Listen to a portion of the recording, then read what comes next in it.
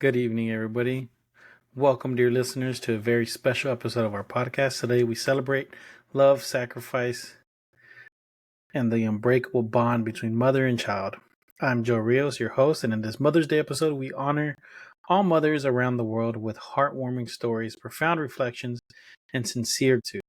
Mother's Day is an occasion to pay tribute to those extraordinary women who gave us all life, love, and unwavering support. Through intimate stories and touching moments, we'll explore the powerful bond that connects mother and children, transcending borders and cultures. From humorous anecdotes to life lessons that last a lifetime, each story shared is a tribute to the unbreakable love and selfless devotion of mothers.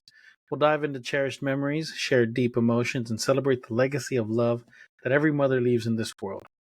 So join us as we celebrate the maternal spirit in all its forms, from laughter to tears, from joys to challenges. Subscribe now to our podcast and join us in the journey of gratitude, love, and celebration in honor of Mother's Day. And when this episode airs, it would have already passed Mother's Day in America and in Mexico. Mexican Mother's Day is May 10th, and American Mother's Day is the second Sunday of May. So this is the second time recording this because the microphone was turned off the first time. Like I said in the intro, I'm Joe Rios, your host here. A little bit of background on me and my celebration of Mother's Day, my wife, my mom, and my grandmother. Feliz Dia de las Madres. My grandmother raised me for the majority of my life. While my mom was getting stuff together, doing her thing, not like abandoning me or no, she was doing her thing, making sure that when the time came, she could provide me with everything I needed. She was in my life. She wasn't out of my life or anything. She was a big part of my life. But my grandmother raised me. I lived with her almost my entire life.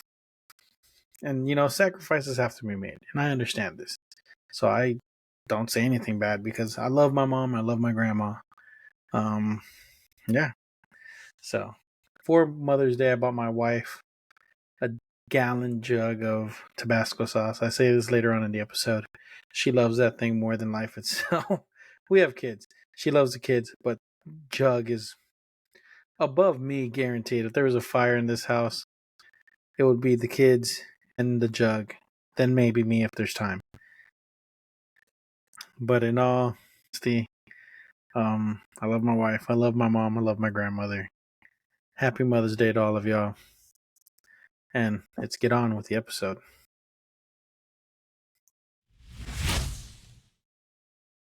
Bam. Now, it may sound like I'm frustrated right now because I just recorded, quote unquote, record 20 something minutes. First of all, my microphone was turned off. I turned it back on. Then I realized I recorded. I was. It's okay. Get the jitters out. We got this. Do this one more time.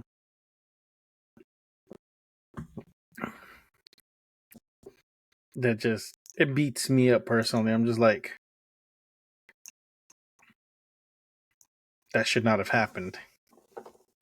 But it did. Anyways, Mexican Mother's Day or Dia de las Madres is a colorful celebration and homage to mothers across the country. This special day is one of the most busiest and most important days in Mexican culture, both socially and religiously. But like I said, Mother's Day is on May 10th. That's when it's celebrated in the U.S., or not the U.S., in Mexico, Guatemala, El Salvador, and other countries across Latin America. Because that day never changes. In the U.S., it's the second Sunday in May, meaning that the date changes annually. Occasionally, Mother's Day falls on the same day, May 10th, in both the Mexico and the U.S. Mother's Day in Mexico involves music, singing, food, and the giving of Mother's Day gifts. Children of all ages make a fuss about their mothers in various ways. Moms are called las reinas de la casa, or queens of the house, and treated accordingly. There are also special church masses on May 10th in which symbols of Mother Mary and her son Jesus take prominence. Many members of the Mexican Catholic Church also remember Our Lady of Guadalupe, a powerful symbol of motherhood, Our Lady of Guadalupe represents the Virgin Mary, who is believed to have appeared as an apparition to an indigenous Mexican peasant in the 16th century, which started off the country of Mexico.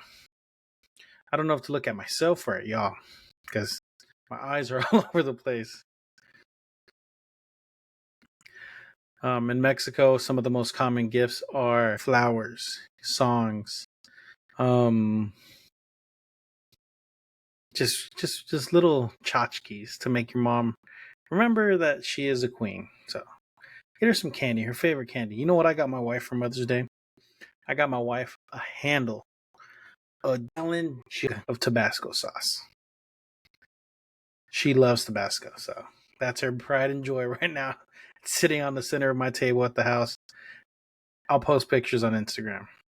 It's funny, but she loves that thing. I swear, if the house were to burn down, she'd grab the kids and her Tabasco sauce and then try to wake me up. Had an itch on the top of my head, but I can't scratch it because I have a hat on. May 10th is one of the busiest days in Mexican restaurants. Many people take their mothers out to restaurants and treat them to meals. Although Mexican Mother's Day is not a public holiday, companies often let employees leave work early so they can be with their mothers. So in Mexico, it's such an important day. It may not be like in the U.S. where it's Mother's Day I don't think is a recognized holiday in the U.S., but hat go away. It may not be such like Independence Day, Christmas, Flag Day, whatever. Nationally recognized holidays where companies are supposed to give you time off for that. In Mexico, it's just so important that they're just like, look, get off early, go take your mom somewhere.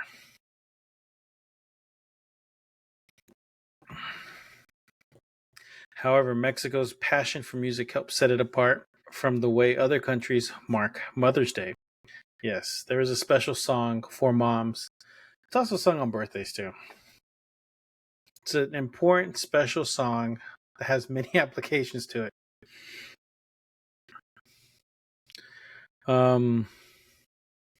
Moms are often lavished with material gifts on Mother's Day in Mexico. Still, it's usually a personal tribute that gets mothers reaching for los pañuelos, the napkins, the tissues. Many sons and daughters who live out of town or just don't live with their parents anymore will travel back home on May 9th just so they can begin the festivities on May 10th.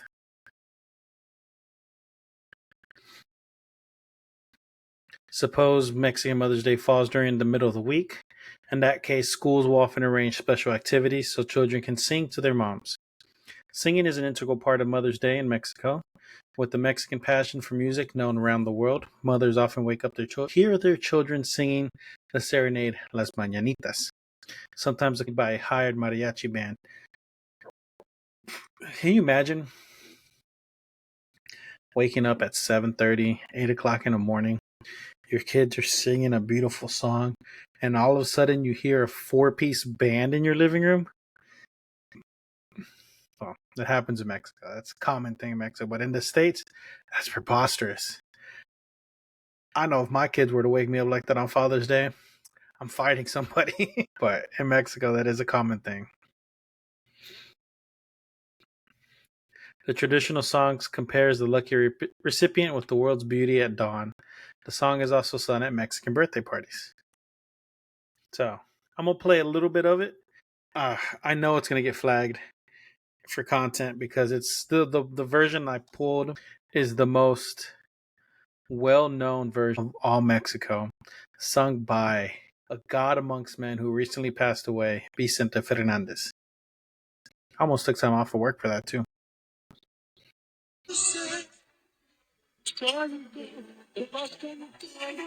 That's enough before I get copyrighted. That's probably more than 10 seconds. But, you know, the little part that he's singing is Despierta, mi bien despierta. Mira que ya amaneció y los pajarillos cantan. La luna ya se metió. Qué linda está la mañana en que venga a saludarte. Venimos todos con gusto y placer a felicitarte. Translated, wake up, my love, wake up and look. The dawn has come. The little birds are already singing, and the moon has gone to bed. How pretty is this morning? This morning, I've come to greet you. We're delighted to have come here with joy to congratulate you. And my grandpa knows the songs off the top of his head. He sings it every now and then. It's not the funniest. It's like the most beautiful thing ever. Mother's Day in Mexico is all about mom. However, like most Mexican celebrations, great food is an integral part of the day. People eat at home and plenty head out too. Many kitchens and restaurants will produce abundant amounts of classic Mexican dishes on Mother's Day. Yeah, they are jam-packed and they have extras. And sometimes that extra does not even last because I've been to restaurants in Mexico around this time of year. I've been in the States too. They're jam-packed and you're not eating unless you get there early. So, some of the classic dishes on Mother's Day are mole, sopes, pozole, and enchiladas. Mole is a spicy sauce featuring dried chiles, seeds, and sometimes chocolate. Many cooks have a secret, unique recipe, giving the dish an individual spin. Mole is peanut butter chocolate sauce. I don't know why in my notes it says sometimes chocolate. No, that's what it is. Sopes, also known as picadita, are fried masa buns topped with various savory ingredients, including meat and vegetables. Kind of like a matzo ball. Pozole is a traditional meat soup or stew garnished with familiar Mexican ingredients such as avocados, limes, chili peppers, and onions. And enchiladas, oh, I love me a good enchilada, are baked corn tortillas that are filled with meat, cheese, potatoes, vegetables, beans, or a combination of the other ingredients rolled up tiny little thing. It's like a Mexican lasagna. That's the best way to put it. Don't be surprised to see barbecue fired up on Mother's Day too. If you're in the Yucatan Peninsula, a delicacy often served is cochinita pibil. Cochinita is little pig. So it's a slow roasted pig.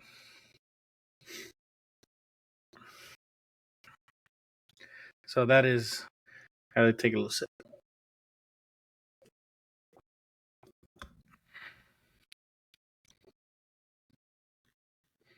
So let's do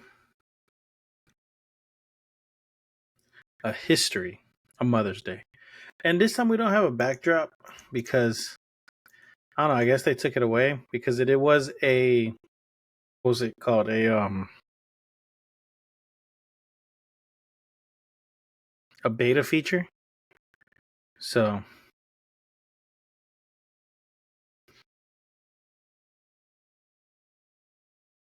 and I guess they closed it right now.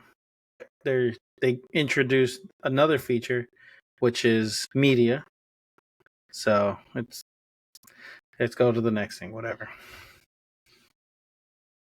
We have an intro. If y'all saw the intro, Riverside Mobile. Watch me on mobile. Anyways, back to what we were talking about. What is the history of Mother's Day? Humans have honored mothers and mother goddesses for thousands of years, with rituals dating back to ancient times. Checking my microphone, make sure I'm recording. The Phrygians, who inhabited parts of what is now modern-day Turkey between the 7th and the 12th century BC, held festivals of the Great Mother, a goddess known as Sibyl. The ancient Greeks had Rhea, and the Egyptians had Isis, who benefit from an annual festival in her name. The eight-armed Durga, who sits astride a tiger, is still the focus of large festivals in India, worshipped for being the true inner power of other gods. Mother Earth is a powerful force within pagan cultures too. In short, mothers and motherhood have been a powerful symbol throughout the ages. It's a lot. In the UK, Mother's Day started in the Middle Ages when children as young as 10 were often sent away from home to find work. People were allowed to return to their mother in so-called home church, where they were baptized on the fourth Sunday of Lent. Easter dates change each year, so Mother's Day changes every year in the United Kingdom. It's thought the British Mother's Day tradition didn't survive transportation to the Americas because people were too far from their home church and return and mark the day.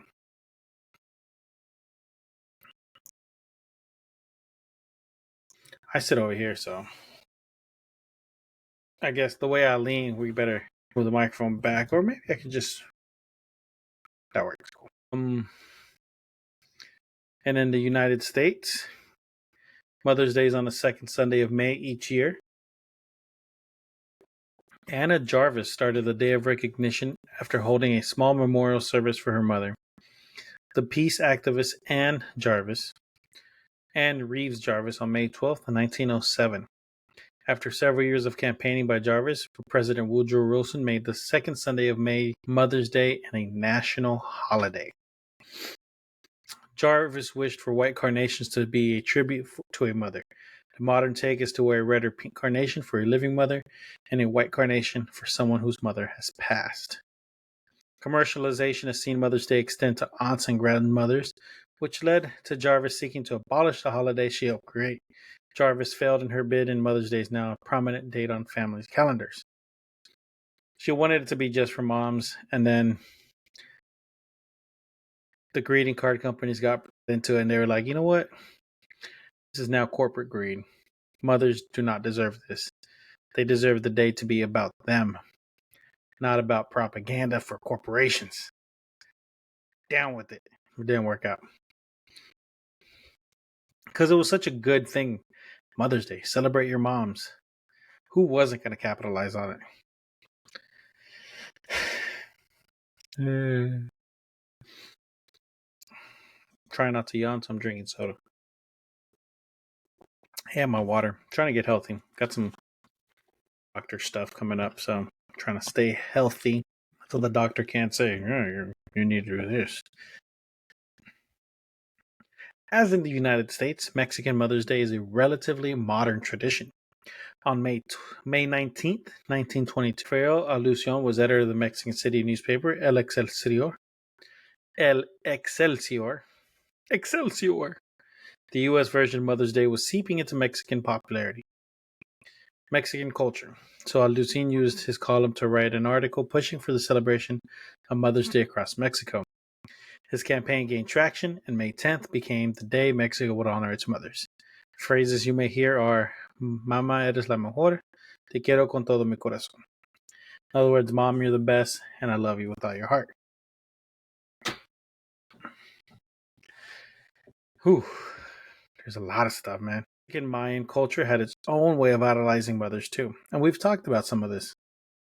Between the 13th and the 16th century, before the Spanish arrived in pre-Columbia times, Mayans would undertake what we now call the Sacred Mayan Journey.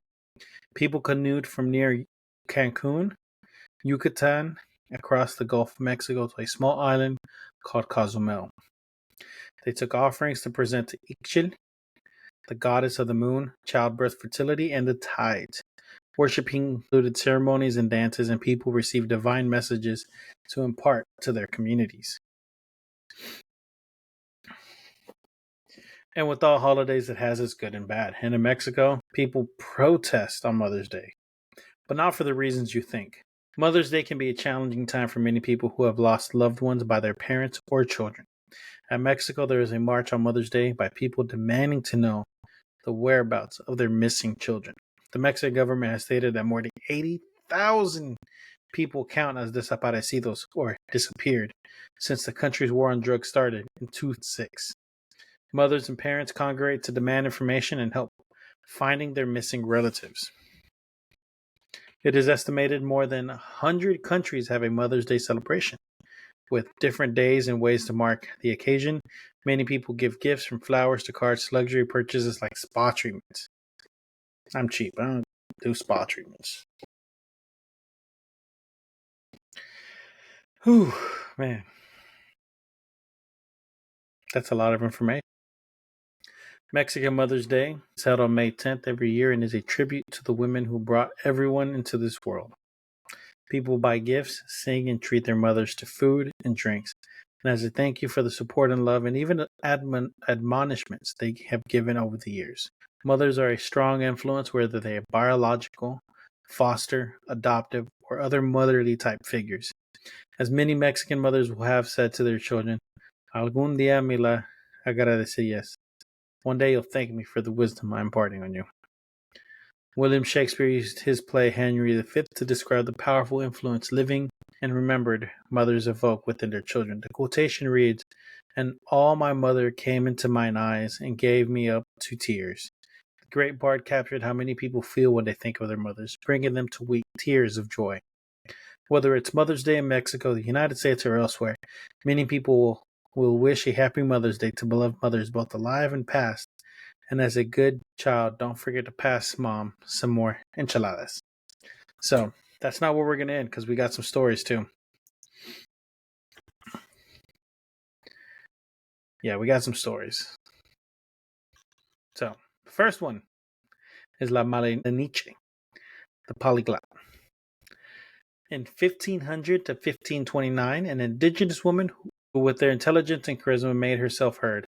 La Maleniche, also known as Doña Maria Malinti or Maliniali, was born Malinal, the daughter of an Aztec Huaquet or chief. After the death of her father, she was sold as a slave to traffickers from the southeast who taught her to speak Mayan. In 1519, Maleniche and 19 other slave women were gifted to Hernan Cortés. Very soon, Cortés understood the value of Maleniche's bilingualism, with whom she had a long relationship and a son. For a long time, Maleniche was the interpreter and guide to the Spaniards. Thanks to her help, many managed to make themselves understood throughout Cortez's travels. Maleniche became an indispensable as a translator, not only capable of translating from one language to the other, but of speaking, compelling, strategizing, and forging political connections. La Maleniche is a controversial historical figure. Some see her as the first betrayer of Mexico, as she played a significant role in the conquest of Mexico. The term Malenchinista in Mexico refers to a disloyal compatriot. However, many other scholars point out the dire conditions of her upbringing and of the many skills and intelligence that she demonstrated with her position, including preventing genocides and functioning as a liaison in the Aztec conquest between Moctezuma II and Cortés. Today, many see her as the mother of the mestizo race, which is all of us. I have to sneeze.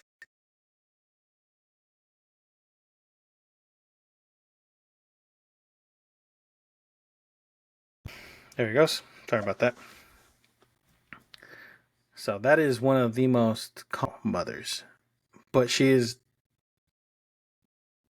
the mother of all Mexicans. Not Aztecs or Mayans, but Mexicans, as we are today. She may have been the first to betray her country, but she did it because she needed to survive. It's one of those things. It's like that guy off of Man. If you watch the movie, there's one guy who translates for the Japanese army in the first movie. Who translates for the Japanese army in the first movie, but he's doing it to survive, but he's actually helping at the same time.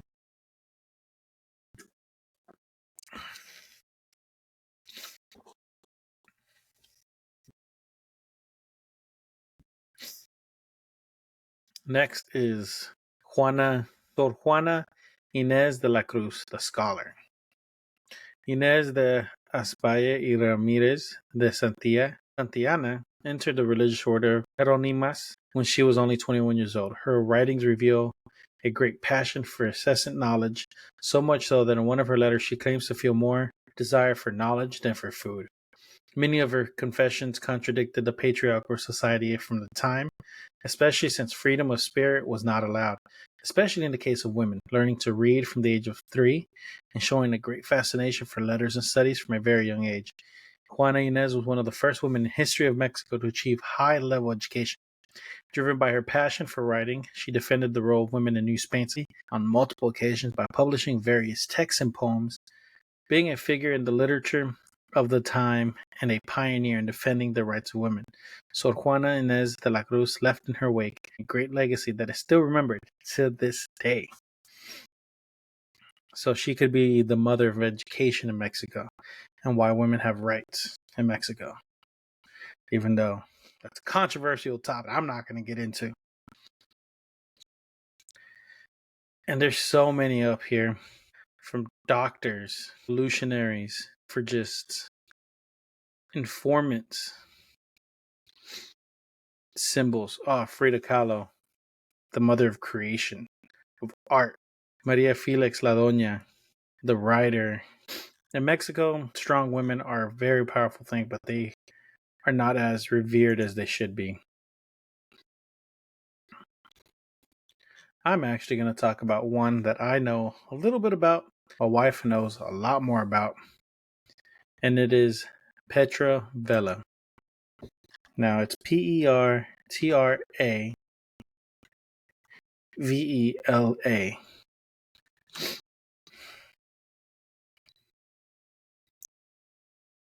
Now I'm going to read a little bit about it, and then I'm going to tell you everything I know about her. Travella de Vidal Kennedy, from 1823 to 1885, was a Mexican rancher, philanthropist, and matriarch of a prominent South Texas family in the 19th century. Her parents were Gregorio and Josefa Resendez Vela, and she was born in Mier, Mexico in 1823 as one of 17 children. Her father, Don Gregorio Vela, settled on 2 leagues in the Santa Teresa Grant, north of the Rio Grande, which that loosely translates to Spain gave this family 2 grants of land. So what does that mean? This is a controversial thing, so I'm just going to touch on it a little bit. So when Texas officially became a state, which is around this time, the land did not belong to Mexico. So when Mexico gave land to Texas to become Texas, the original plots that were there should have gone back to its original owner, which would have been the King of Spain. So there's a bunch of controversy behind that.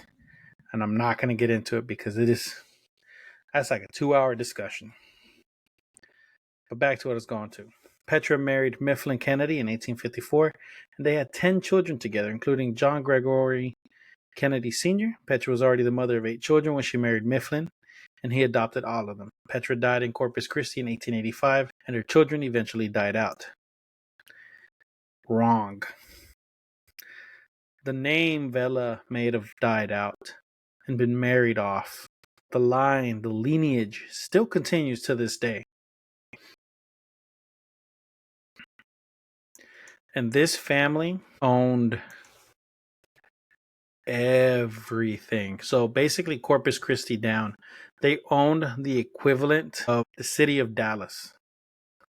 Like if you type in, go to, google.com, type in the city of Dallas and like acreage or size, they owned a little bit under there. Let's see, how big is the city of Dallas?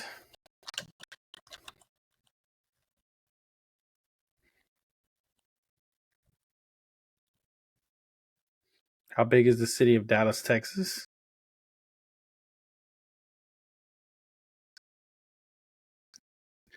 I need acreage.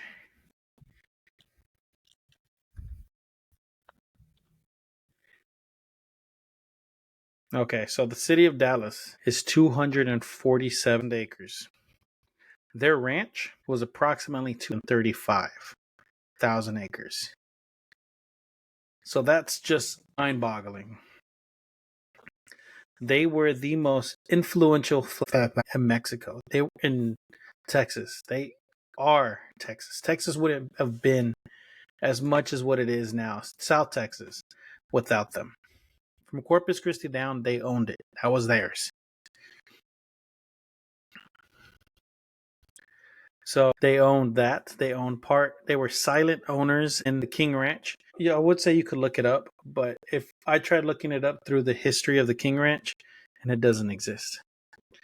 But they own part of the King Ranch. Their story is one insane that I know personally because my wife is a descendant of Petra Vela. And it says the family died out.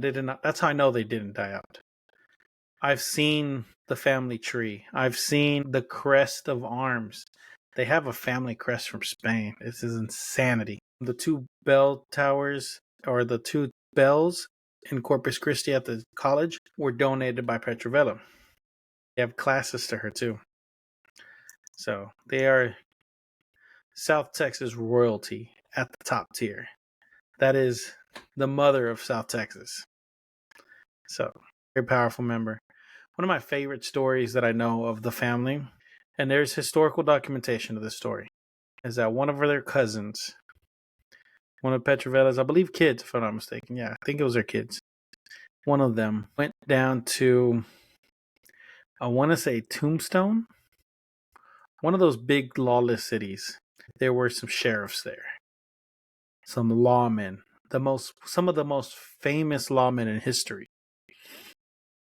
And there was a bar, a cantina, and behind this bar there was a apartment building attached to the bar, and it was owned by the mayor.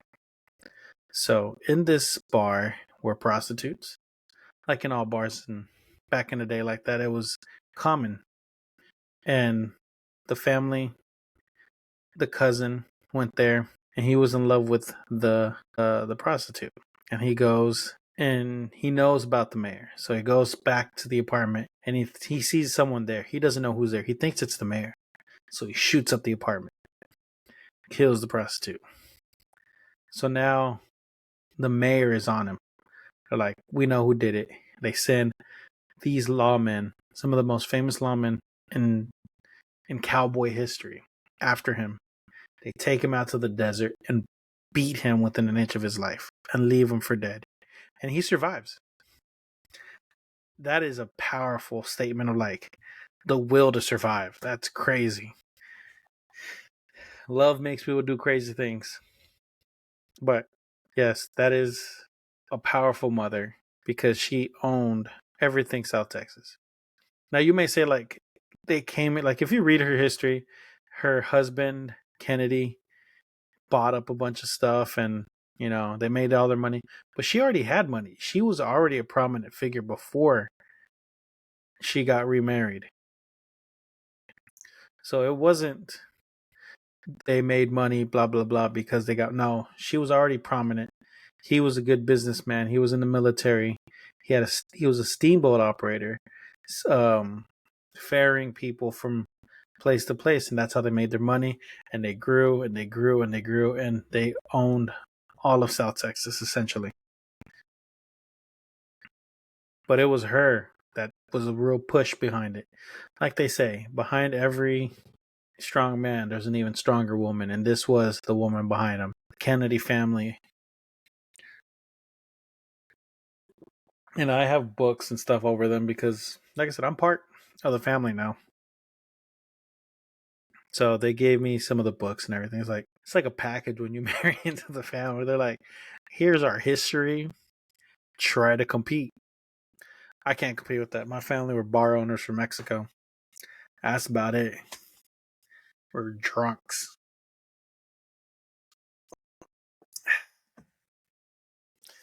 The closest thing to history my family has is the Mexican army came through town. One of my relatives was a store owner, and after a certain time, they couldn't sell alcohol because it was illegal. And the military was like, "Sell us your alcohol." He was like, "No." So they shot him dead in his house. That's the only history I got that's worth something in my family. My wife thought it's crazy. So let's do another story.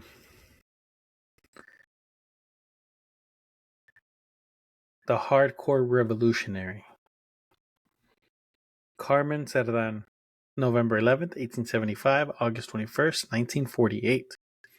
Tenacious revolutionary who fought with her mother and brothers against the dictatorship of Porfirio Diaz under the nickname Marcos Cerratos. She dedicated herself to printing and distributing proclamations as well as distributing weapons to fight against his regime. She went clandestinely past the anti-porfirista propaganda and made actual bombs with gunpowder and dynamite. On November 18, 1910, Porfirista soldiers and policemen arrived at her house, and a shootout took place that lasted many hours. Her brother Achilles died there, and she went to prison. Later, she joined as a nurse in the hospitals of the fighting forces. When constitutionalism triumphed, Carmen withdrew from public life. That's powerful.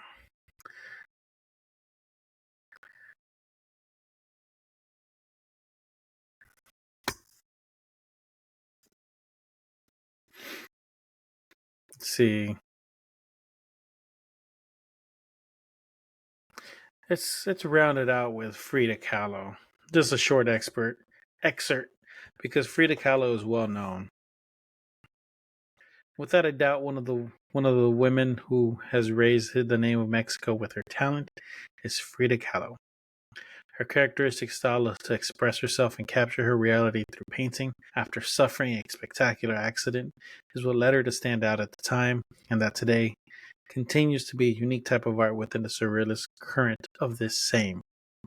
Consider a promoter of women so that many more like her could make their way into the artistic world, defending their customs and the rights of women at that time, being considered a banner of Mexican art. Sometime later, it would also be taken as an emblem for the feminist movement that would come in later years. The mother of creativity, Frida Kahlo.